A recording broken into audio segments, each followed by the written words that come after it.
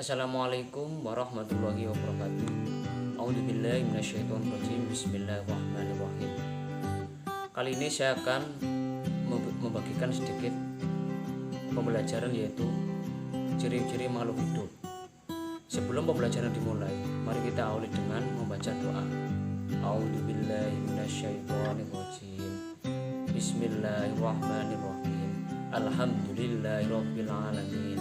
Ar-Rahmanir-Rahim. Maliki yaumiddin. Iyyaka na'budu wa iyyaka nasta'in. Ihdinas siratal mustaqim. Siratal ladzina an'amta 'alaihim ghairil maghdubi 'alaihim waladdallin. Amin. Langsung saja, pada materi pelajaran ini akan menjelaskan tentang ciri khusus makhluk hidup. Materi pelajaran ini tentang ciri khusus makhluk hidup dan lingkungannya adalah materi pelajaran untuk kelas 3 dasar semester 1 Ganjil. Diharapkan siswa akan mengetahui hubungan antara ciri khusus makhluk hidup dengan lingkungannya. Ciri-ciri makhluk hidup yaitu, untuk mengetahui ciri-ciri makhluk hidup, Anda pasti sudah tentu dapat membedakan makhluk hidup dan benda tak hidup. Anda sudah pasti dapat menentukan bahwa manusia, kucing, anjing, ular, bunga, tanaman, nyamuk, pohon merupakan makhluk hidup. Sebaliknya, tanah, batu, kursi, meja, dan pasir adalah termasuk benda tak hidup. Terdapat berbagai ukuran, bentuk, kebiasaan, ekosistem, dan cara hidup yang dimiliki setiap makhluk hidup. Walau demikian, semua makhluk hidup memiliki ciri-ciri khusus yang membedakan antara makhluk hidup dengan makhluk tak hidup. Berikut adalah ciri-ciri makhluk. 1. Yaitu bergerak. Ciri-ciri makhluk yang hidup umum adalah dapat bergerak. Manusia dan hewan dapat bergerak bebas atau berpindah tempat.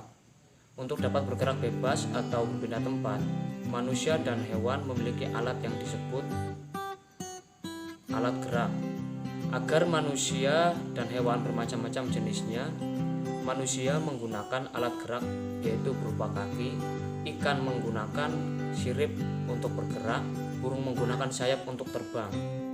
Yang kedua yaitu bernafas. Setiap makhluk hidup pasti bernafas.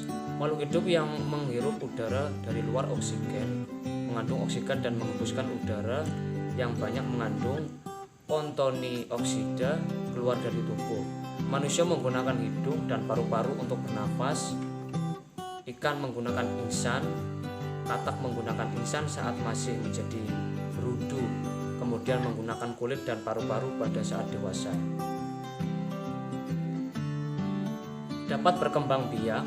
Untuk dapat mempertahankan atau melestarikan spesiesnya, tidak perlu ada tujuan, setiap makhluk hidup berkembang biak. Maka dari itu, salah satu ciri-ciri makhluk hidup adalah berkembang biak atau reproduksi. Cara inilah untuk bergantung hidup atau berkembang biar makhluk hidup beragam. Ayam berkembang biak dengan cara bertelur. Maka dari itu, salah satu ciri-ciri makhluk hidup adalah berkembang dan reproduksi. Cara berkembang biak makhluk hidup beragam. Ayam berkembang biak dengan cara bertelur. Manusia dan mamalia lainnya berkembang biak dengan melahirkan, dan makhluk hidup bersel telur seperti bakteri, amoeba, dan jamur berkembang biak dengan cara membelah. Dapat tumbuh dan berkembang biak. Tumbuh dan berkembang adalah ciri-ciri makhluk hidup juga. Semua makhluk hidup mungkin pertumbuhan dan perkembangan, mulai dari kecil hingga menjadi besar, mulai dari bayi menjadi dewasa dan menua. Biji tanaman tumbuh menjadi kecambah dan menjadi tanaman yang besar. Membutuhkan makanan. Makanan merupakan kebutuhan hidup semua makhluk hidup. Makanan berfungsi untuk pertumbuhan energi dan mengganti sel tumbuh yang rusak. Membutuhkan air. Makhluk hidup juga membutuhkan air untuk melangsungkan hidupnya. Air berfungsi zat pelarut di dalam tubuh makhluk hidup. Juga membutuhkan suhu tertentu. Semua makhluk hidup dapat bertahan hidup pada lingkungan dengan suhu tertentu, dan makhluk hidup berusaha untuk mendapatkan suhu lingkungan yang sesuai. Peka terhadap rangsang. Makhluk hidup memiliki kemampuan untuk menerima dan menanggapi perubahan yang terjadi pada lingkungannya. Perubahan yang terjadi pada lingkungannya disebut rangsang. Rangsang yaitu berupa cahaya, bunyi, suhu, bau, rasa, dan sentuhan. Pada tumbuhan, kemampuan menanggapi rangsang disebut iritabilitas. Mengeluarkan zat sisa. Makhluk hidup memerlukan makanan dan minuman yang diproses dalam tubuh makhluk hidup akan diresap oleh tubuh sesuai dengan kebutuhan tubuh makhluk hidup, sedangkan sisa-sisa makanan dan minuman yang tidak dapat diserap oleh tubuh disebut zat-zat sisa. Zat sisa harus dikeluarkan dari dalam tubuh karena akan menimbulkan racun di dalam tubuh. Yang terakhir adalah beradaptasi. Makhluk hidup memiliki kemampuan beradaptasi terhadap lingkungannya. Tujuan makhluk hidup beradaptasi adalah bertahan hidup.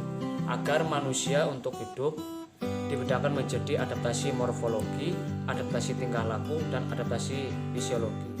Sekian dari saya. Apabila ada kesalahan dan omongan yang kurang mengenakan dari saya, mohon dimaklumi.